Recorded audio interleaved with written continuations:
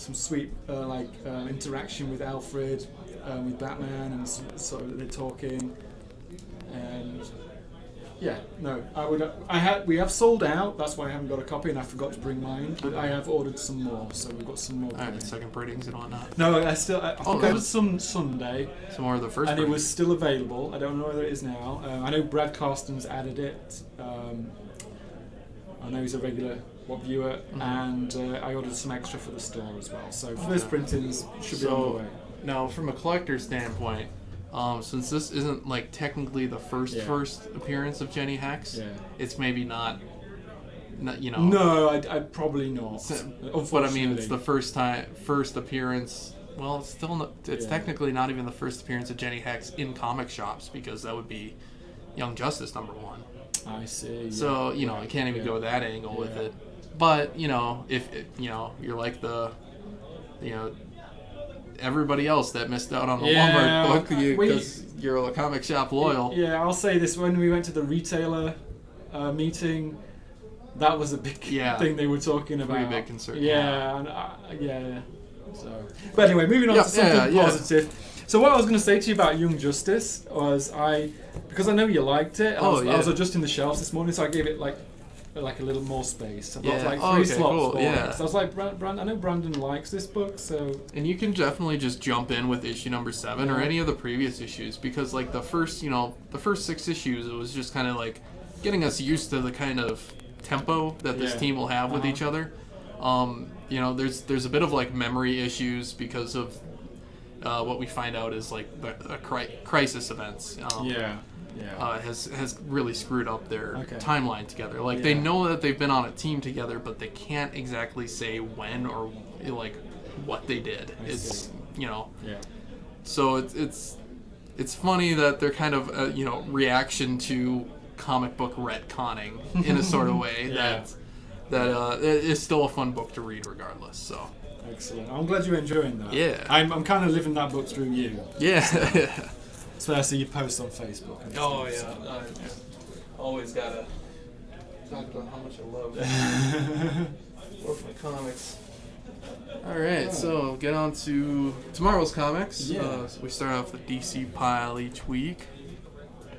So do you just go through them and then talk about what you've read when we get to it? Yeah, and we highlight anything that we know extra about it. So it feels like such a long time since I've done the show. Yeah. There we go. We do them side by side with the variants there. So. Yeah, so we've got the Year of the Villain variant. This is Aquaman 50, Year of the Villain variant. This is on slightly heavier paper stock, card stock, with a slightly deeper price, slightly $1 more. But this is issue 50, and I haven't read any of this book since the first issue of the DeConnick run. I think I said this the last time I was on the show, because I just couldn't get into it. I'm not a big Aquaman fan. I don't know what it is. If he had like an Aquamobile, I would be well into that. But he does not. Someone's going to say that he does now, but it needs to have wheels. That's the thing. Yeah. It can't be underwater, and it's got to be amphibious, I think. So, this is for me personally to get excited about Aquaman. Sorry, but I can't add any more than that. But yes, I do quite dislike this Black Manta, isn't it? Yeah, pretty cool. And Black Manta was a part of the Dark Knight's Metal, so that's something that I just I would think of when picking this up. If I haven't read any of the stories so far in Aquaman, I don't know what's going on. So I would go, I read Dark Knight's Metal. Maybe Black Manta's got something important following up. Yeah. So it's kind of cool. And this is the book. One of the books I'm excited. We have 3 covers this week. So we have the blank. I think we just have one of the blank. Okay. Yeah. Maybe 2. I know Rich has got one for his subscription. But yeah, this is. I've actually, to be honest, I fell behind on Batman. Yeah.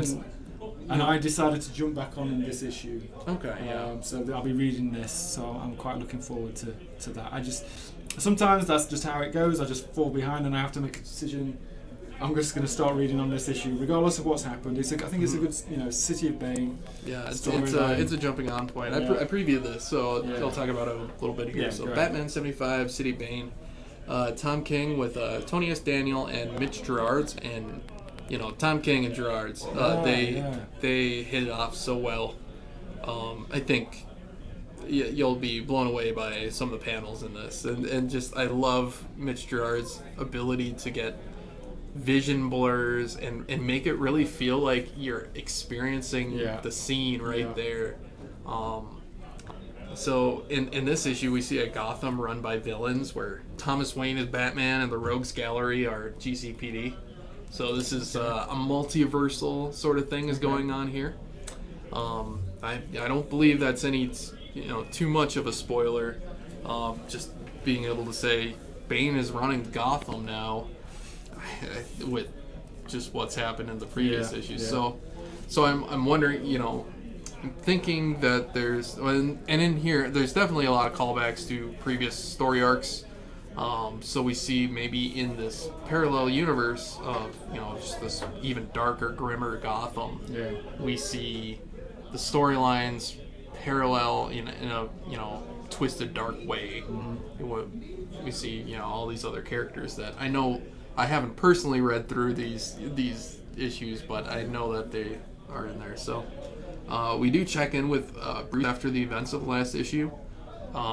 It's not super in depth. It doesn't really tell us a whole lot, but I think once again maybe longtime Batman readers will recognize this. What's happening. I'm a little bit at a loss, but I get the general idea that this will be a book for anybody who's just jump in and get maybe not caught up, but into a really crazy, intense story. Because whenever something multiversal happens, and we know that this is Tom King's home stretch, home stretch. Because was it 80? Is this 85? 85. Yeah, which I think takes us to the end of the year. Yeah. Okay. I think I worked it out. 10 more issues. Yeah. And then he does his Cat and Bat series. But I'm really loving the series, and once again, can't say enough about how well Gerard's works with King. Yeah, I haven't had a chance to actually look at the interiors, so I'm gonna. Yeah, you're gonna enjoy it, and I think anybody else who picks this up will enjoy it. Especially you love Mr. Miracle, some paneling on that. It's not the classic Tom King 9-panel, that he does with his sort of thing that Gerard's has worked with him on, but Heroes in Crisis, maybe the storyline could be criticized a bit, but you can't say anything bad about the art. It's just glorious. So, all right, that's Batman 75. Get those out of the way, and then we have. So originally this was just going to be called Jimmy Olsen, I believe, but I noticed on the solicitations for the second issue they changed it to Superman's Pal, so giving it that classic, I think that was the title many years ago. Golden Age. Yeah, so this is by Matt Fraction, and I don't know whether Matt Fraction's done any DC work before, but just that name alone has me intrigued, so I am definitely going to read this. And I'm sure it's going to be quirky and different, since it's going to be different. I love this variant, by the way. I did look who it was earlier and I've totally forgotten, so I'm not even going to try and fake it. But yeah, great variant. So this is a book that we weren't sure about what was going to be the response, but there's going to be some on the shelf, so I'd check it out. I mean, if you like Matt Fraction, and I think DC are hiring some good writers. I mean, they keep making these different announcements, and this is all of a push to trying to get different kind of work. And I'm personally a fan of, when they say it's a limited series or a maxi series right there on the cover, so you know how much you'll get, how much you'll expect. But I'm going to hedge my bets and say this isn't going to be as political as Lois Lane. Just maybe. I did enjoy Lois Lane though. Yeah? Yeah, I did. Even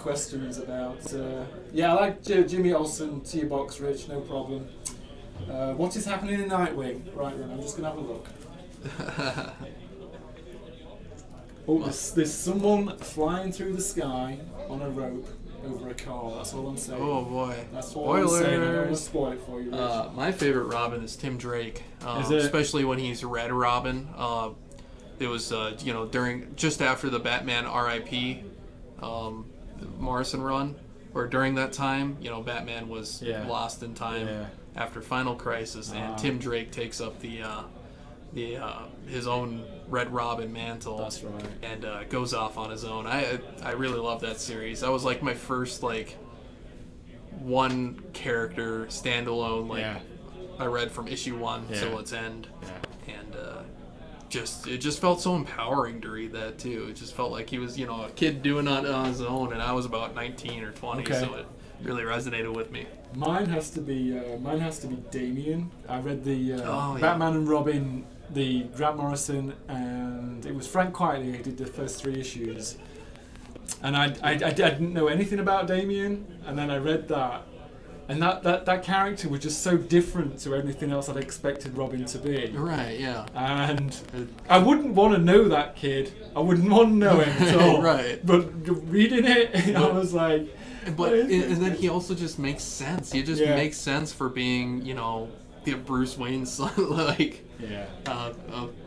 it's the kind whole of story is just Morrison had a lot of fun with Damian. Grant Morrison. He's asking me. He's asking loads of comics. He does. Do I have every Youngblood comic? No, I don't, Rich. There's quite a few that I don't have. I have I have the early ones, several copies, but not all of them. And I haven't read 0 Hour yet. I've been spending my week trying to get into Nova from Marvel Comics. Not a huge fan of Nova yet. Maybe I'm just not reading the right books. All right. Here you go. So we're on to Teen Titans, issue 32. I mean, just look at that. This is Alex Garner. This is an Alex Garner Lobo cover. I just love this. I mean, I've always been a fan of Lobo. Is it a photograph? No. I know. But, so Alex, I believe this is Alex Garner. Alex Garner used to ink J. Scott Campbell, on Gen 13 and stuff. And then I noticed, around New 52, he started doing covers. I think he was involved in, I'm just sidetracking, in creating IDW originally. But he's... I love him stylistically. I think he uses 3D models and then renders them and adds to them. This is if you don't like the Teen Titans, fair enough. But if you love Lobo, you just want this cover. Look at that, fantastic. Cool. And then speech bubbles again. Speech bubbles again. And that's another thing they do on Green Lantern. Oh, they do, don't they? Yeah. Really, I don't know really how I feel about I'm okay with the Jimmy Olsen because it has an old retro feel to it. Well, Green Lantern definitely does too. But maybe not this Teen Titans. But then again, Teen Titans was, really big in the 80s, 90s. 80s. 80s. Yeah, it was really big for Teen Titans. Yes. Okay, so that's the DC books for tomorrow. And then I'm just grabbing the Marvel books now. Get to the best books.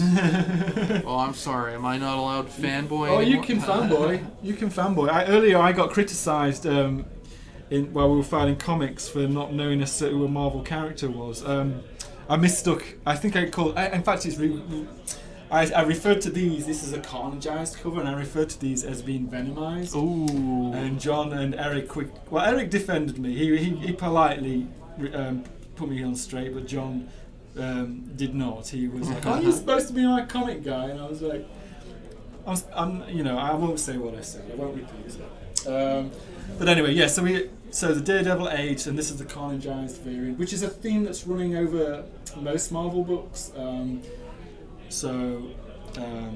Getting us ready for it's Absolute Carnage. Absolute Carnage. Yes, we did the final order cut-offs for the first issue, so that's going to be out the 7th of August. So Donny Cates, Ryan Stegman, I believe.